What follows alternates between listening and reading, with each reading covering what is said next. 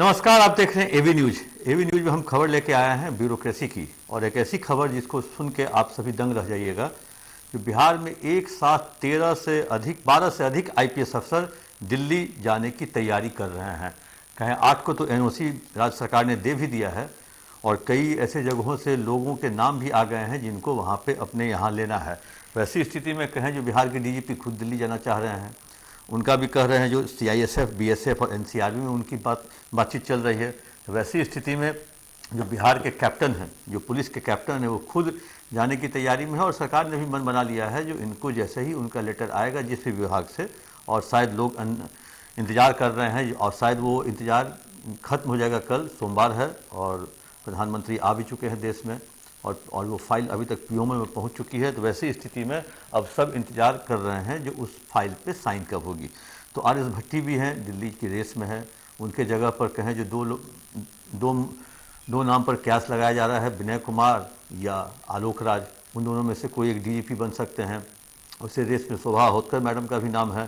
तो वैसी स्थिति में देखना ये होगा, जो अभी तक की जानकारी के अनुसार विनय कुमार अभी का मतलब कहें जो रेस में आगे चल रहे हैं, और विनय कुमार को एक तरह से कहें जो पुलिस डिपार्टमेंट ने एक तरह से स्वीकार भी कर लिया है अंदर ही अंदर। जो विनय जी अगर आते हैं, विनय कुमार आते हैं डीजीपी बन के, तो जो पिछले 1-1.5 साल का जो माहौल था पटेल भवन का, जो कहें जो वहाँ की मुस्कुराहट गायब हो गई थी, शायद वो मुस्कुराहट फिर से लौटने की संभावना है। ऐसा सारे एडीजी रैंक के पदाधिकारी, आप समझिए जो एडीजी रैंक के पदाधिकारी भी खौफ में हैं अभी वर्तमान में पटेल भवन में, चाहे कोई भी एडीजी क्यों ना हो।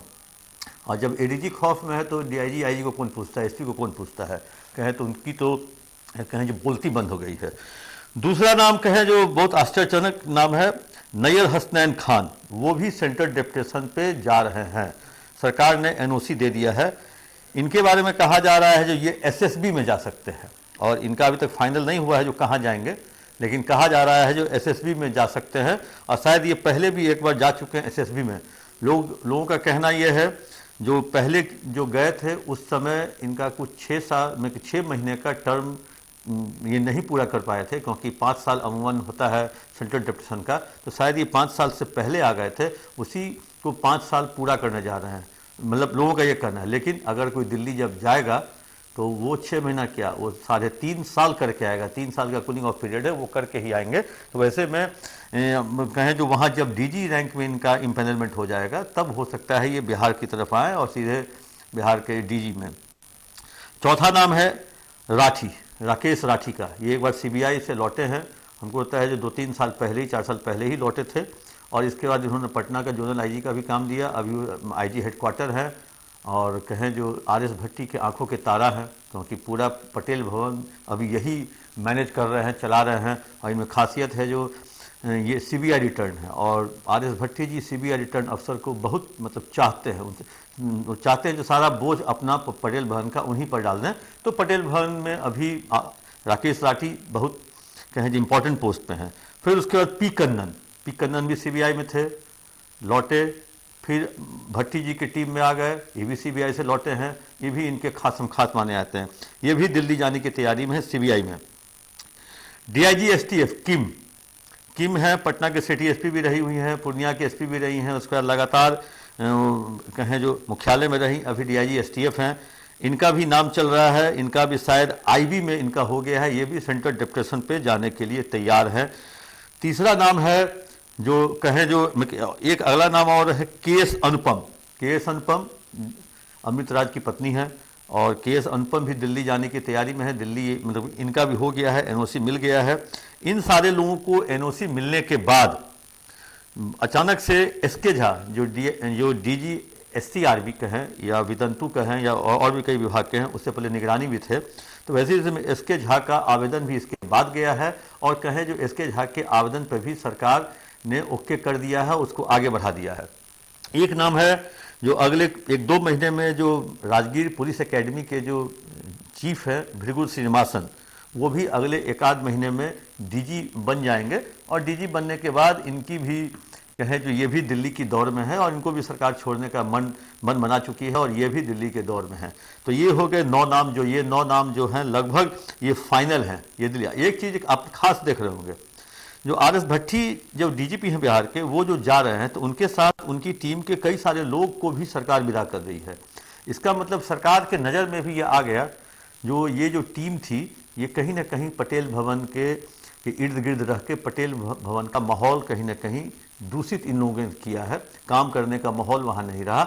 एक से हैं जो एक तरह से वहाँ पे माहौल पूरा गंभीर रहा, लोगों के चेहरे की मुस्कुराहट गायब हो गई। एडीजी की फाइल डीआईजी से दिखवाना, डीआईजी की फाइल एसपी से दिखवाना, आईजी की फाइल डीआईजी से दिखवाना, ये एक परिपाटी सी वहाँ बन गई थी, जिस परिपाटी से काफ़ी लोग नाराज़ भी रहे। और लेकिन नाराज़ होकर करते क्या, क्योंकि सबको तो नंबर चाहिए। फिर एक 4-5 आईपीएस अफसर और हैं जिन्होंने आवेदन दिया है कई जगहों पे जाने के लिए, जिसमें एक नाम है नालंदा के एसपी अशोक मिश्रा। इनकी इच्छा है, ये पिछले 1 साल से प्रयासरत हैं, ये सीबीआई जाने की तैयारी कर रहे हैं, इन्होंने आवेदन भी दिया है। मधुबनी के एसपी सुशील कुमार, ये भी सीबीआई जाना चाह रहे हैं, ये भी सीबीआई के लिए आवेदन दिए हैं। और इनका कहें जो इन लोगों का एक तरह से वेरिफिकेशन भी हो गया है। वेरिफिकेशन इन द सेंस, जिस संस्था में आप जाते हैं तो वहाँ की संस्था, आप जहाँ के जो काम करने वाले इलाके हैं वहाँ आपके बारे में पता करती है, जो आप किस तरह से काम करते हैं, किस तरह के ऑफिसर हैं, कितनी पकड़ है आपकी टीम पर, क्या इंटीग्रिटी है, इन सभी चीज़ों की वो छानबीन करती है, तब जाके एनओसी वो विभाग देती है। तो ये भी लगभग काम लगभग लोगों का हो चुका है। एक मोतिहारी के एसपी हैं कांतेश मिश्रा, इन्होंने आईबी के लिए किया है। सुशील कुमार मधुबनी एसपी सीबीआई के लिए किए हैं। कांतेश मिश्रा है वो आईबी के लिए आवेदन दिए हैं। और एक चीज़ जान लीजिए, आईबी जो आईबी चुनता है, इसका मतलब समझ लीजिए उसको बिहार आने की दोबारा इच्छा नहीं होती है, क्योंकि आईबी में अधिकारी हार्डकोर बना लेता है। आईबी के जो टीम है उसमें अमूमन आईबी में जो शामिल होता है उसको फिर अमूमन छोड़ा नहीं जाता है। वो आईबी जो है वो छोड़ती नहीं है, क्योंकि वो बहुत देश के सुरक्षा को लेकर के वहाँ काम होता है। तो वैसी स्थिति में आईबी के अधिकारी उस अधिकारी को हार्डकोर बना के वहीं रख लेता है। और वहीं पे तो टीम भी जा रही है आईबी, उनको भी लगता है बिहार आने की इच्छा नहीं है। कांतेश मिश्रा भी आईबी के चक्कर में है, उनको लगता है वो आईबी में अगर उनको हो जाता है तो वो भी शायद बिहार लौट के ही नहीं आए। विनय तिवारी याद होगा कोरोना काल में, और वो जो फिल्म स्टार की जो मौत हुई थी मुंबई में, उसी कोरोना काल में वहाँ गए थे। उनको वहाँ पे रूम में मतलब कहें जो रोक लिया गया था, नगर निगम के द्वारा कहा गया था आप होटल से बाहर नहीं निकलेंगे, उसमें काफ़ी चर्चा में आए थे। अभी समस्तीपुर के एसपी हैं, वो एनआईए में जाने के लिए प्रयासरत है, आवेदन भी दे चुके हैं।